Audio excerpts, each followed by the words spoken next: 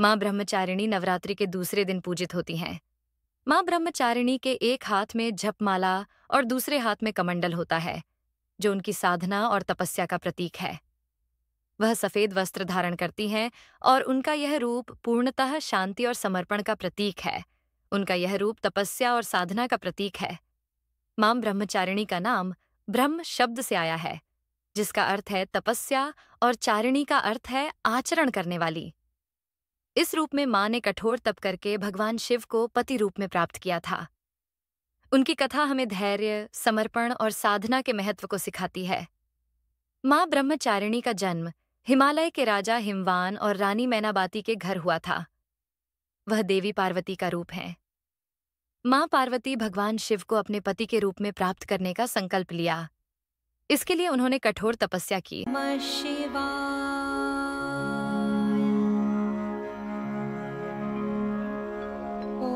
और वर्षों तक भगवान शिव की आराधना की।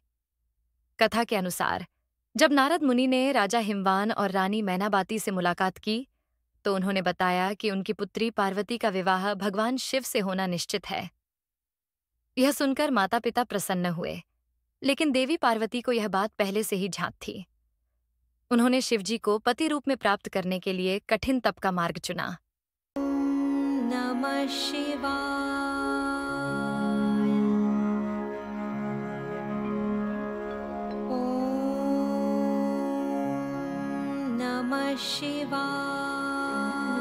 आर्षि और मुनि उनकी तपस्या देखकर स्तब्ध रह गए। उनकी तपस्या इतनी कठिन थी कि भगवान ब्रह्मा शिव के प्रति मां पार्वती का समर्पण से प्रसन्न हो गए और उन्हें आशीर्वाद दिया कि वह निश्चित रूप से भगवान शिव को पति रूप में प्राप्त करेंगी।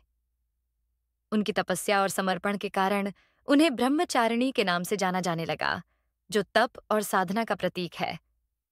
इस बीच भगवान शिव, जो ध्यान में लीन थे, धीरे धीरे देवी पार्वती की तपस्या से प्रभावित हुए।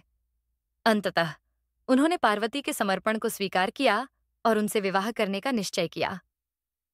मां ब्रह्मचारिणी का यह रूप साधकों और भक्तों को कठिन समय में धैर्य और शक्ति प्रदान करता है। नवरात्रि के दूसरे दिन मां ब्रह्मचारिणी की पूजा करने से भक्तों को संयम, धैर्य और तपस्या की शक्ति प्राप्त होती है। जो साधक जीवन में संयम और साधना का पालन करते हैं, उनके लिए यह दिन अत्यंत महत्वपूर्ण होता है। मां ब्रह्मचारिणी की कृपा से साधक को आत्मबल की प्राप्ति होती है और उसके जीवन में सभी दुख, कष्ट और बाधाएं समाप्त हो जाती हैं। मां ब्रह्मचारिणी की कथा हमें यह सिखाती है कि जब हम कठिनाइयों और चुनौतियों के समय में धैर्य और समर्पण के साथ अपने लक्ष्य की प्राप्ति के लिए प्रयास करते हैं, तो अंततः हमें सफलता अवश्य मिलती है। उनका जीवन हमें यह संदेश देता है कि सच्ची साधना और तपस्या से हम किसी भी प्रकार की कठिनाई का सामना कर सकते हैं और अपने जीवन के उद्देश्यों को प्राप्त कर सकते हैं। मां ब्रह्मचारिणी का यह रूप हमें यह प्रेरणा देता है कि आत्मनियंत्रण और तपस्या से जीवन की किसी भी चुनौती का सामना किया जा सकता है। नवरात्रि के दूसरे दिन उनकी पूजा करने से जीवन में स्थिरता, शांति और मानसिक संतुलन प्राप्त होता है, जो हमें हमारे जीवन के मार्ग पर आगे बढ़ने की प्रेरणा देता है।